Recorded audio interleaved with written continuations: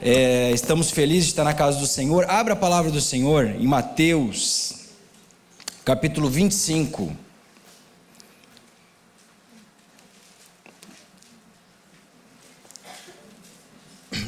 Nós vamos ler do versículo 1 em diante. Nós vamos falar dessa esperança, né, que o grupo aqui já louvou o Senhor com maestria, não é? E eles praticamente já trouxeram a mensagem inteira no louvor, né? E é bênção porque o Senhor vai preparando tudo, né? E é sobre isso que eu quero falar. É sobre essa viva esperança da igreja do Senhor, né? Que nós esperamos ansiosamente. Alguém ainda espera pela vinda do Senhor, irmão? Você espera? Vou dizer para você, irmão, carro, casa, melhor que você, talvez você seja multimilionário, está aqui, né? Sentado nos bancos da igreja. Eu vou dizer, nada do que você tem vai se comparar à glória que há de vir. Nada, nada, nada. Então esse tem que ser a nossa maior esperança. Amém? Mateus capítulo 25, versículo 1 em diante. Quem achou diz amém. Amém. Então vamos lá. Diz assim: então, o reino dos céus será semelhante a 10 virgens que, tomando as suas lâmpadas, saíram ao encontro do esposo. 5 delas eram prudentes, 5 eram loucas. As loucas, tomando as suas lâmpadas, não levavam azeite consigo, mas as prudentes levaram azeite. Mas as prudentes levaram azeite em suas vasilhas com as suas lâmpadas. E tardando o esposo, tosquenejaram todas e adormeceram. Mas à meia-noite ouviu-se um clamor: aí vem o esposo, saí-lhe ao encontro. Então todas aquelas virgens se levantaram e prepararam as suas lâmpadas. E as loucas disseram às prudentes: dai-nos do vosso azeite, porque as nossas lâmpadas se apagam. Mas as prudentes responderam dizendo: não seja o caso que nos falte a nós e a vós. Ide antes aos que o vendem e comprai-o para vós. E tendo elas ido comprá-lo, chegou o esposo, e as que estavam preparadas entraram com ele para as bodas, e fechou-se a porta. E depois chegaram também as outras virgens, dizendo: Senhor, Senhor, abre-nos a porta. E ele respondeu e disse: em verdade vos digo que vos não conheço. E no versículo 13 diz assim: vigiai, pois, porque não sabeis o dia e nem a hora em que o Filho do Homem há de vir. Amém? Nós estamos vendo aqui uma parábola, mas estamos vindo de um sermão escatológico de Jesus, né? Jesus está falando em Mateus 24 sobre os sinais, sobre o que haveria de acontecer, sobre a vinda do Senhor, né? E depois ele vai começar a mostrar claramente 2 grupos, não é? Um grupo que permanecerá e um grupo que vai para a glória com ele, nos alertando qual o comportamento esperado da igreja que vai subir com o Senhor, não é? A igreja que vai subir não é a igreja formada por tijolos, paredes, é a igreja invisível, esse organismo espiritual do Senhor, que é um conjunto de todas as igrejas que adoram em espírito e em verdade ao Senhor Jesus, não é? Então, nós vamos ver aqui que Jesus começa falando, primeiro, né, ele vai fazendo o alerta de quando haveria o arrebatamento. Estariam 2 no campo e um seria tomado, 2 numa cama, um seria tomado, né? Então ele vai fazendo essa analogia de um fica e um vai. E depois ele vai entrar na parábola dos 2 servos, né? O servo prudente e o servo que foi imprudente, que agiu como seu senhor não fosse vir nunca mais. Não é? Fato é que nós ouvimos falar que Jesus vai voltar desde que nos convertemos, né? Eu não vou dizer desde que nascemos, porque no meu caso eu nasci de novo com meus 16 anos e aí então comecei a entender que Jesus vai voltar para buscar a sua igreja. Mas nós ouvimos falar sobre isso, né? E muitas vezes é fato que as coisas da vida, elas vão entrando na nossa frente e nós começamos a devagar, né? Muito sutilmente, a esquecer dessa bendita promessa, da maior promessa, né, que Jesus nos fez. Às vezes as tribulações da vida aqui, na vida terrena, nos fazem esquecer que há uma glória que há de vir. Às vezes, né, Paulo até diz assim: essa leve e momentânea tribulação produzirá para nós peso de glória, né? Paulo, ele só foi preso, ele só foi açoitado, ele só foi perseguido, quase morto muitas vezes, mas ele diz assim: essa leve e momentânea tribulação não se compara, né? Então, a Bíblia toda está nos alertando para que nós não olhemos para as situações, circunstâncias da vida e nos esqueçamos da promessa de Jesus que ele nos fez, que inclusive há mais referências bíblicas sobre a segunda vinda de Jesus do que a primeira. Se ele veio a primeira vez, fez tudo o que fez, ressuscitou, foi ao céu, não há de cumprir aquilo que diz a sua palavra, que ele vai voltar para buscar aqueles que forem fiéis, né? Então essas 10 virgens, elas são damas de honra. Algumas pessoas pensam, né, fazendo uma leitura rápida, que elas são a noiva. Não, elas não são a noiva. A noiva está implícita naquela história. A noiva não aparece. Pode-se dizer até que é a noiva invisível, que a igreja é invisível do Senhor, não é? Mas a noiva ali, ela como é que eu vou dizer? A gente pensa, a gente já está lendo, sabendo que há uma noiva esperando o seu noivo. Agora essas 10 virgens são damas de honra, não é? Então, no casamento judaico existiam 3 passos, que era diferente do casamento que nós temos hoje aqui, né? O casamento aqui, eu ainda não participei de um casamento aqui em Portugal, mas provavelmente deve ser muito parecido com o Brasil. Faz um dia o contrato, não é? Claro, as pessoas se conhecem antes, né? Não é de surpresa, né? Aí faz o contrato numa sexta-feira, na quinta, e no outro dia é o casamento, né, religioso ali com a cerimônia da igreja, né? Mas o casamento judaico é um pouco diferente para nós compreendermos o contexto histórico e entender o que Jesus está falando aqui, né? Primeiro era feito um acordo entre as partes, entre as famílias, não é? Depois desse acordo, era feito um contrato, viu? Aí os jovens, né, que acham que é difícil hoje namorar e tal, aquela coisa, né? Imagina naquela época que tinha que esperar contrato, tinha que esperar acordo, tinha que esperar um monte de coisa, né? Hoje a coisa já é um pouco mais ágil, né? Mas naquela época tinha um contrato que é tipo um estilo do casamento no civil, né? E aí depois, então, vinha o casamento. E esse casamento, ele durava 1 semana, 7 dias, não era de um dia, não era uma noite, não era um período, ele durava 7 dias normalmente. E o que acontecia, né, no cortejo do casamento, né? O noivo vinha até a casa da noiva, onde estavam todos os convidados, para buscar a noiva até a sua casa, onde normalmente acontecia a festa de casamento. E é justamente esse contexto que nós estamos vendo aqui.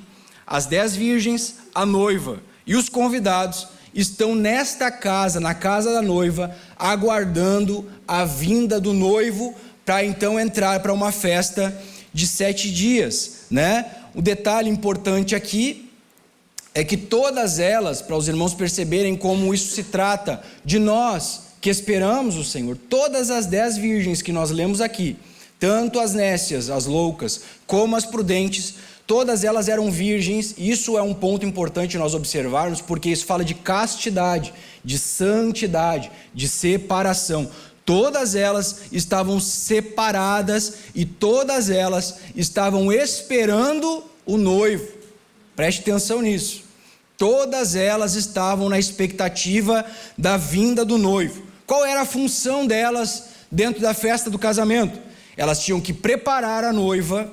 E a segunda função elas tinham lâmpadas para iluminar o caminho, caso o noivo viesse num período tardio, elas iluminavam o caminho com as suas lâmpadas até a casa do noivo. Essa era a função delas durante o cortejo, iluminar.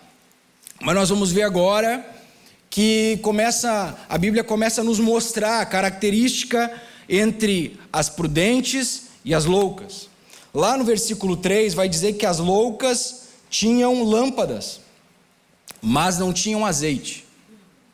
Elas tinham lâmpadas, mas não tinham uma vasilha com azeite. As prudentes, diferente disso, elas tinham as suas lâmpadas, mas também tinham vasilha contendo azeite. E nós vamos olhar para uma simbologia, porque isso é uma parábola e Jesus está falando em símbolos, né? Para que nós possamos compreender como será a vinda do Senhor. Nós vamos ver que as lâmpadas são um instrumento de trabalho. A lâmpada é aquilo que eu faço para o Senhor. A lâmpada é eu exercer o meu chamado, exercer aquilo que Ele deu na minha mão, aquela ferramenta de trabalho para trabalhar na seara do Senhor. E as vasilhas com azeite é um lugar, é um instrumento, não é um instrumento de trabalho, é um instrumento de armazenamento. Por que as prudentes são chamadas prudentes? Porque elas estão com um instrumento de armazenamento, porque se o noivo tardar a vir, elas teriam reserva para suportar até o dia, até o momento, a hora da vinda do Senhor, do noivo que vinha buscar a noiva. Então o que Jesus está falando conosco é justamente isso, irmãos. O preparar a vasilha com azeite, o azeite pode simbolizar a unção de Deus em nossas vidas. Pode simbolizar, um dos simbolismos do azeite é a presença do Espírito Santo em nós. Então o que Jesus está diretamente falando conosco é que aqueles que se prepararem, que estiverem buscando através de uma vida de oração, de jejum, de consagração, de leitura da palavra, mesmo que talvez a noite esteja escura aí fora, né? Porque a gente começa a olhar, tu abre o noticiário, você começa a ver a noite, está cada vez mais densa. E a Bíblia se cumpre quando diz: o amor de muitos tem se esfriado.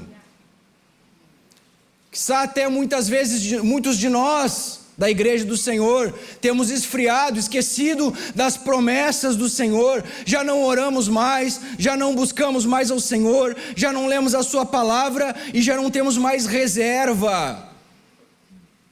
Porque o que faz a diferença no momento da escuridão, irmão, no momento da tribulação, da dificuldade, é nós termos reserva com Deus.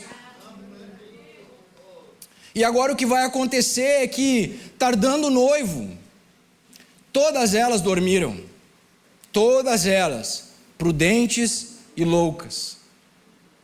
A questão aqui é que a noite era escura, o silêncio veio, a espera começou a bater, e crente começou a sentir fome, né? Vou dormir para passar fome.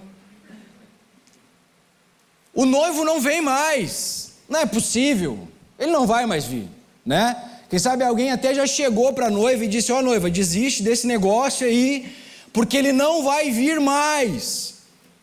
Isso já é de noite já, o sol já está se pondo, ele não vai mais vir aqui te buscar, né? Sinto muito, talvez alguns convidados que estavam ali já deram um abraço na noiva, começaram a ir embora, né? Eu estou conjecturando, isso não está escrito, não.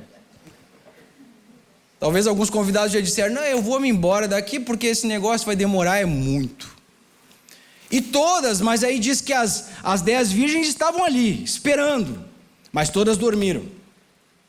Mas aí acontece um fato, à meia-noite ouviu-se uma voz, repentinamente, ninguém esperava que aquele momento iria acontecer de o noivo chegar, porque se esperasse estava acordado. Ouviu-se um clamor, aí vem o noivo, saía ao encontro dele. Este chamado, este grito, este clamor acontece na segunda vigília da noite. As noites eram divididas antigamente em 4 vigílias. E aqui eu também quero fazer um contexto histórico para o irmão perceber o que está acontecendo aqui. Porque hoje a gente fala de meia-noite eu estou acordado, as crianças estão no agito lá em casa, né? Porque a gente tem energia elétrica, né? Porque a gente tem tudo. Então a gente pode estender mais a noite. Mas nessa época aqui não tinha energia elétrica, irmão. Então a segunda vigília da noite não era mais um sono inicial que elas já estavam num sono profundo. A primeira vigília da noite era do pôr do sol até as 9 horas da noite, era de 3 em 3 horas, tinha uma vigília da noite. A segunda vigília era das 9 à meia-noite, e assim seguia-se até a quarta vigília e nascer do sol. Mas na segunda vigília da noite, essas 10 virgens aqui, que o texto fala, elas estão já num sono profundo, né? E naquela época nós não tínhamos conhecimento disso, mas a ciência já mostra hoje que à medida que nós vamos entrando no sono, nós temos aquele sono inicial que qualquer coisa nos acorda, né?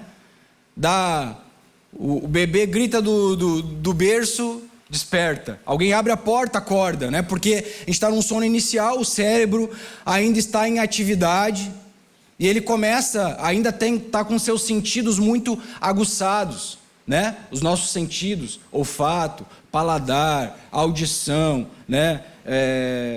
Tato, visão, estão aguçados ainda, estão ativos, né? Eles não se desligam, mas o cérebro trabalha de forma que eles fiquem mais demorados a responder ao estímulo, para que a gente, conforme vai entrando no sono, nós vamos começando podemos repousar, porque senão a gente nunca ia conseguir descansar de fato. Isso é algo como Deus nos criou para ser. Então, como elas já estão no sono profundo, os seus sentidos começam a se desligar. E é isso que acontece quando nós dormimos. Nós começamos a perder o olfato, já não sentimos mais o cheiro como antes, né? Não sentimos mais mesmo um cheiro forte, né? Nós começamos a perder o paladar, né? E eu vou fazer uma aplicação aqui. Quem sabe o sono está tão profundo que nós começamos a perder o gosto pela palavra de Deus. Começamos a não sentir mais o sabor do mel, da palavra do Senhor. O sono começa a ser tão profundo que nós já não conseguimos mais ouvir a voz de Deus. Irmãos, Deus ainda fala com a sua igreja. Mas aí Deus fala e a pessoa não entende. Você entendeu o que Deus falou aqui? Não entendi, irmão. Não entendi nada que aconteceu no culto. Porque a pessoa está num sono tão profundo, mas tão profundo, que a sua audição não funciona mais. Aí se alguém diz para ti, Deus falou comigo, aí diz assim, esse negócio aí deve ser, sei lá, eu deve estar com dor de ouvido, né? Começa a materializar tudo. A sua audição não funciona, o tato, não sente mais, irmão.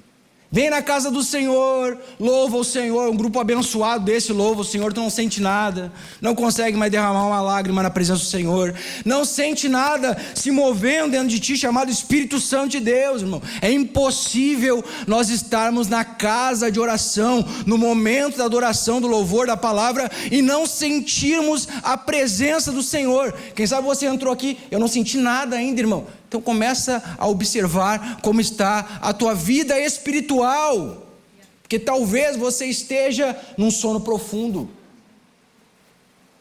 O sono profundo também desativa a nossa visão, né? E aí alguém que não consegue mais enxergar, não consegue mais ver o mundo espiritual, não acredita mais que Deus fala através de profecias, Deus te mostra coisas através de visões, Deus pode falar e te mostrar aquilo que nos seus olhos naturais você não enxerga. Começa a dizer, Deus não faz mais esse tipo de coisa, Deus não age mais dessa forma. Não é que Deus não age, não é que talvez nós estamos num sono tão profundo que não conseguimos mais enxergar aquilo que Ele quer nos mostrar no mundo espiritual.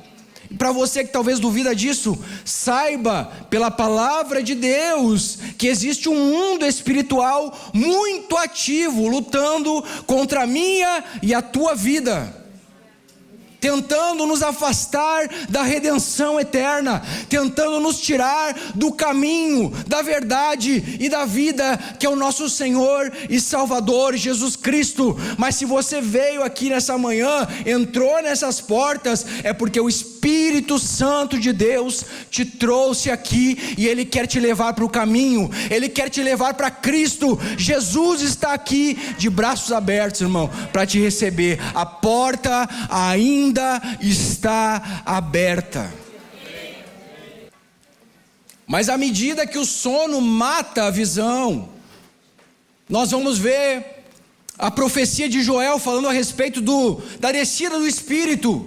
Joel disse: ai de ser que naquele dia eu derramarei do meu espírito sobre toda a carne, e os vossos velhos terão sonhos, e os vossos jovens terão visões. Então o sono mata, mas se o espírito te enche, ele restaura a tua vida, ele restaura a tua visão, ele restaura a tua audição, ele restaura a tua comunhão espiritual com Deus. Agora eu quero que os irmãos pulem lá para Efésios. Abre aí, Efésios, capítulo 5, e o versículo 14. Eu, quando vejo esse texto,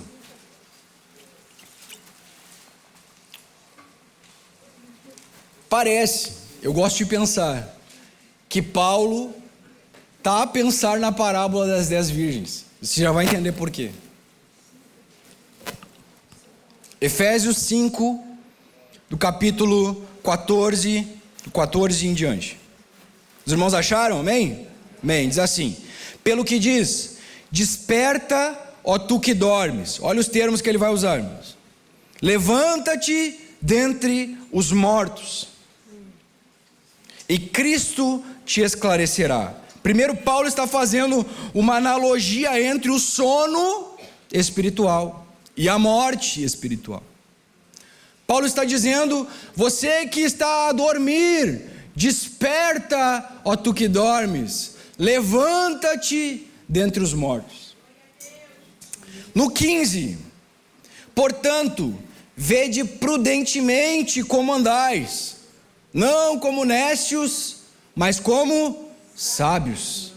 Olha os termos que Paulo está dizendo para nós. Ele está dizendo para nós: andem como sábios, andem como pessoas prudentes, pessoas que conhecem o tempo em que estão vivendo.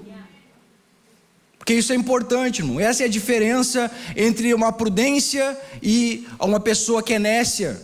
É entender o tempo em que está vivendo. Se você acha que há muito mais tempo para a vinda do Senhor, você está profundamente enganado. Se você olhar para a Bíblia Sagrada, você vai entender que nós estamos no tempo do fim. Eu não sou louco de dizer o dia nem a hora, porque a palavra de Deus diz: ninguém sabe. E todos que tentaram erraram. Mas os sinais que Jesus deixou para que nós pudéssemos observar que o grande dia ia chegar, todos estão a se cumprir ao nosso redor. A diferença é que os nécios não olham para o tempo em que estão vivendo e não se preparam para viver este tempo. Agora os prudentes andam e procuram andar conforme a palavra de Deus, conforme a vontade de Deus, e não só andar, mas viver por ela. Vamos lá, versículo 17. Pelo que não sejais insensatos, mas entendei qual seja a vontade do Senhor. E no 18, não vos embriagueis com o vinho em que há contenda, mas enchei-vos do Espírito. Eu quero aqui fazer uma aplicação sobre isso. Quando Paulo está falando aqui, não vos embriagueis com o vinho, primeiro, ele está falando das coisas dessa vida. Agora, eu acho fantástico como a palavra de Deus foi escrito numa época em que a ciência não era tão desenvolvida. Mas olha os termos que ele está a usar aqui, irmãos. E se nós formos olhar hoje, a ciência descobriu que se você vai bebendo álcool, ele começa a afetar uma região do teu cérebro que chama-se córtex pré-frontal, que é a região responsável pelas suas tomadas de decisão, conforme os seus valores. Então, à medida que você bebe, você vai perder essa região do teu cérebro, começa a ser anestesiada. E a prova disso é que toda vez que uma pessoa bebe, você pode observar claramente, ela fala aquilo que não gostaria de falar. Ela começa a agir de uma forma como não gostaria de agir. Porque o córtex pré-frontal, que é aquele que, quando vem um valor e você diz assim, eu não faço isso, ele começa a ficar anestesiado, tá? Mas vamos lá. Agora Paulo está falando de embriaguez, está falando de alguém que está profundamente imerso no vinho, ou nas coisas dessa vida, né? E é interessante que o córtex pré-frontal, ele começa a ser afetado de uma tal forma, que afeta até os nossos sentidos. não é? Não parece que Paulo está falando a mesma coisa? O que Paulo está dizendo é o seguinte: parem de se embriagar com as coisas dessa vida. Parem de se embriagar com o dinheiro desta vida. Pare de se embriagar com o trabalho que você tem. Irmão, trabalhar é bom. Eu trabalho, tenho meu dinheiro, graças a Deus, e gosto de dinheiro, né? Se alguém não gosta, fala para mim, tá bom? O problema é se embriagar. O problema é isso virar o seu desejo quando você levanta e a sua preocupação quando você dorme, porque o nosso primeiro desejo tem que ser de buscar a Deus, e o nosso último tem que ser de agradecer por estarmos vivos e guardados na presença do Senhor. Então observe isso que Paulo está dizendo para mim e para você, é que à medida que você se embriaga nas coisas dessa vida, seja no dinheiro, seja no trabalho, seja até na família. Tem pessoas que idolatram a família, sabia disso? Sabia? Tem pessoas que dizem: tem que ir no culto, não vou no culto porque minha família não vai. Não, eu não vou fazer tal coisa porque minha família, meu filho não, né, eu tenho que estar aqui com meu filho. Mas tem outros tempos para fazer isso também. Eu não estou dizendo para você negligenciar a família, irmão, isso não é o que eu estou falando. O que eu estou falando é que tem pessoas que idolatram de tal forma que abandonam o chamado de Deus para mim e para a tua vida. Isso é se embriagar. E quando nós nos embriagamos, nós vamos perdendo a sensibilidade espiritual. Mas agora nós vamos ver ele dizendo qual é a receita, qual é o contraponto em se embriagar. É: enchei-vos do Espírito. E eu quero fazer uma análise aqui sobre esse enchei-vos do Espírito nesses minutos que faltam. Primeiro, o verbo enchei-vos está no imperativo, ou seja, não é algo que eu devo considerar. Será que quero ser cheio? Será que não quero? Será que preciso? Será que não preciso? Não, Paulo está dizendo, para você sobreviver esta noite, para você sobreviver a este mundo, para você não se embriagar com as coisas dessa terra, precisam se encher do Espírito de Deus. Segunda afirmação sobre o enchei-vos, ele está no plural, ou seja, Paulo não está falando apenas para um grupo seleto. Paulo não está falando apenas para os obreiros, pastores. Paulo não está falando apenas para os irmãos que cuidam do staff, do som. Paulo está falando para todos nós que somos membros da igreja do Senhor. Precisamos ser cheios do Espírito de Deus. Precisamos buscar, precisamos estar preparados. Terceira afirmação sobre o enchei-vos está na voz passiva. O que tu quer dizer isso, Vinícius? Eu quero dizer que não é eu que me encho, porque o Espírito já está derramado. Porque quem enche não é eu que vou a Ele e começo a me encher dele. Não, Ele quer encher a tua vida. Ele está disponível para encher a tua vida. O que Paulo está querendo dizer aqui é: permitam-se ser cheios. Permita que a sua vida seja cheia do Espírito de Deus. E o que eu preciso fazer para isso? Me esvaziar. Porque ele não entra em casa, ele não enche em casa que está cheia. Se é o pecado, eu preciso me esvaziar do pecado para que ele venha e me encha. Se é a dúvida, se esvazia da dúvida para que ele possa encher a tua vida. Se é as preocupações da vida, nessa manhã, deixa tudo aos pés da cruz. Deixa que o Espírito encha a tua vida. Ele é que enche. E por último, está no presente contínuo. Enchei-vos. Paulo não está dizendo para mim e para você: se encham agora pela manhã, apenas, se encham só no retiro, só no congresso de intercessão. Não, Paulo está dizendo: nós precisamos se encher e continuar a nos encher da presença desse Espírito, para que possamos estar preparados, para que possamos andar conforme a vontade do Senhor e sermos como as prudentes, que mesmo podendo cair em sono, estejamos preparados para a vinda do nosso Senhor e Salvador Jesus Cristo.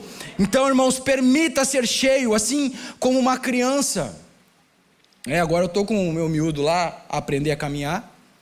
E é assim, né? Ele primeiro se arrastava no chão. Se arrastava mesmo.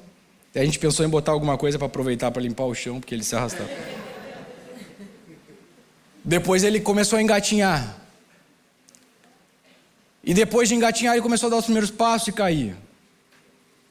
E foi indo. E foi andando. E foi andando até que hoje ninguém para mais. Isso que é verdade. A questão aqui é, como uma criança nós precisamos ser cheios. É nos encher gradativamente. É hoje, é amanhã, é terça, é quarta-feira, até que seja a forma como nós vivemos, até que sejamos repletos da presença de Deus. Irmão, vou dizer uma coisa para você: o mundo precisa de crente chato, irmão, que tudo que está conversando leva para Jesus, sabia? Está em falta isso, irmão. Se pudesse ter naquela época assim, uma placa escrita, procura-se, crente chato, né? Porque a gente dizia assim, esse crente só fala de Jesus, mas é que a pessoa está tão cheia. Essa é a verdade, irmão. A pessoa ora o tempo todo, a pessoa está lendo a palavra, vai para casa, pensa em Jesus, dorme pensando em Jesus, olha para o lado pensando em Jesus, olha para a pessoa pensando em Jesus, porque está cheio da presença de Deus na sua vida, irmão. Uma pessoa que é cheia da presença de Deus, ela não consegue passar um dia. Aí você vai fazer uma autoanálise, irmão. Não sou eu que estou dizendo, é a palavra. A pessoa que está cheia do Espírito, ela não consegue passar um dia sem pensar em Deus, sem pensar no céu, sem pensar no que Deus está fazendo, no que Deus irá fazer. Mesmo nas tribulações, a gente se apavora, se desespera, mas a gente está tão cheio que a gente sabe, Ele vai entrar em meu favor. Por quê? Irmão? Porque eu estou cheio da presença de Deus. Então o que nós precisamos é, como uma criança, gradativamente nos encher e continuar se enchendo. Vamos colocar em pé, irmãos. Já estou acabando. Agora vamos voltar lá para a parábola. E diz assim: quando elas despertaram, continuou, as virgens acordaram, ligaram as suas lâmpadas, porque a noite já era densa, e as prudentes foram fazê-lo também, e não conseguiam, porque elas não tinham reserva, elas não estavam preparadas para o noivo vir tão tardiamente. E então as prudentes, as loucas disseram para as prudentes: dá o teu azeite. Irmãos, quando o noivo vier para buscar a sua noiva, não vai mais dar tempo de correr para a pastora e pedir: pastora, como é que é aquele negócio mesmo? Dá um pouquinho do teu azeite. Não dá tempo de chegar para o Lucas, não, ô Lucas, me dá um pouquinho do teu azeite aí, Lucas. Não, ele vai ter o dele, e o dele é que vai dar acesso a ele ao céu. Por isso que essa parábola nos alerta que nós precisamos estar preparados, porque a qualquer momento os céus podem se abrir e nós sermos levados para junto do nosso amado a qualquer momento, irmãos. Não haverá mais tempo. E então as prudentes dizem para as loucas: vão e comprem dos que vendem. Por que elas dizem comprem? Eu acho interessante esse termo aqui. Alguém pode comprar Deus? Não. Só que para ter unção, para ter esta reserva, há um preço a ser pago. E o preço é um preço de uma vida entregue, rendida, uma vida que está diante de Deus, uma vida que renuncia, uma vida que abre mão dos seus pecados de estimação, para ser cheio da presença dEle e estar preparado para a sua vinda. Uma vida que abre mão de ganhar dinheiro para servir a Deus. Uma vida que abre mão de portas que podem ser muito boas, mas no fim delas são morte. Como diz Provérbios: há caminhos que para o homem parecem bons, mas o fim deles é morte. Mas abre mão disso, destes caminhos, para servir a Deus. Estar preparado é isso, irmãos. Este é o preço a se pagar. é abrir mão das suas vontades. É o que Jesus disse, irmão, não é eu que estou dizendo, não, irmão. Eu não quero botar nenhum fardo sobre você, mas Jesus disse: quer vir após mim. Ele não disse para os pastores, não, ele disse para a igreja do Senhor: quer vir após mim, negue-se a si mesmo, tome cada dia a sua cruz e me siga. Este é o preço, este é o preço, é o preço de poder muitas vezes estar com a sua família, mas você dizer: eu preciso dobrar os meus joelhos e orar ao Senhor, porque se eu não buscar a Ele, essa casa vai ruir. Esse é o preço, irmão. É o preço de muitas vezes estar distante dos teus amados, porque você entende que há uma vontade soberana de Deus sobre a tua vida. É o preço de você abrir mão de um trabalho que te rende muito bem para servir a Deus. Ontem mesmo eu ouvi uma conversa no lugar onde eu estava, pessoa dizendo: estou feliz por ter ganhado a porta de trabalho, mas estou triste porque ela vai me afastar dos cultos. Irmão, isso não é Deus, irmão. Isso não é Deus. Deus não te tira da comunhão da igreja. Isso é porta, pode ser de qualquer outro lugar, mas não é Deus. Está falando alguém aqui que já abriu mão de trabalho, já abriu mão de porta de trabalho. Uma época eu era sócio de uma empresa e começaram a me colocar a trabalhar todos os finais de semana. Eu não conseguia ir na igreja, pastor. Eu comecei a orar: Senhor, eu não aguento mais isso. Eu trabalho final de semana, mas na hora do culto eu não posso trabalhar, eu preciso estar lá. Eu quero servir ao Senhor. O que Deus fez, irmão? Deus abriu uma porta. Aí não vem trazer as contas para mim aqui não, tá? Depois. Eu estou dizendo para você: o preço de ter armazenamento é ter unção, de ter unção, de ter a presença do Espírito, é estar disposto a renunciar e viver pela fé. A proposta da Bíblia Sagrada é que nós, aqueles que somos lavados e remidos pelo sangue de Jesus, vivamos por fé e não por vista. Agora, acontece que elas ouvem um clamor e elas vão desesperadas. E para mim uma das cenas mais tristes, dos versículos mais tristes da Bíblia Sagrada. Elas saem desesperadas em busca de azeite e elas voltam. E quando elas voltam, a porta se fechou. E elas começam a bater na porta desesperadas: Senhor, nós esperamos por Ti. Senhor, nós estamos aqui. Nós estávamos separadas para Ti. Nós estávamos Te esperando. E Jesus diz uma realidade para elas. Jesus diz para elas: apartem-se de mim, porque eu não vos conheço. O que eu entendo disso, irmão?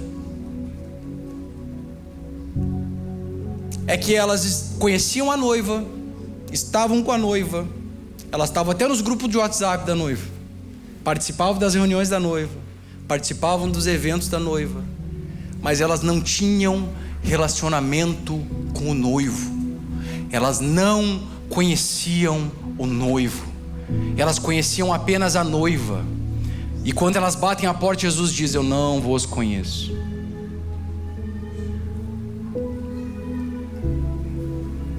O tempo de se preparar é hoje, irmãos. Quando o pastor me fez o convite, essa palavra saltou no meu coração. Eu não quero de forma alguma apontar o dedo para qualquer um dos irmãos. Eu preciso da misericórdia de Deus tanto quanto os irmãos. Mas eu quero dizer para você algo. O Senhor quer falar conosco nessa manhã, e Ele está dizendo para nós: é tempo de se preparar, porque muito em breve a trombeta vai soar. Muito em breve eu vou buscar a minha igreja, e precisamos estar preparados para este grande momento. E a preparação é buscar ao Senhor, é buscar a presença dEle, porque a porta ainda está aberta.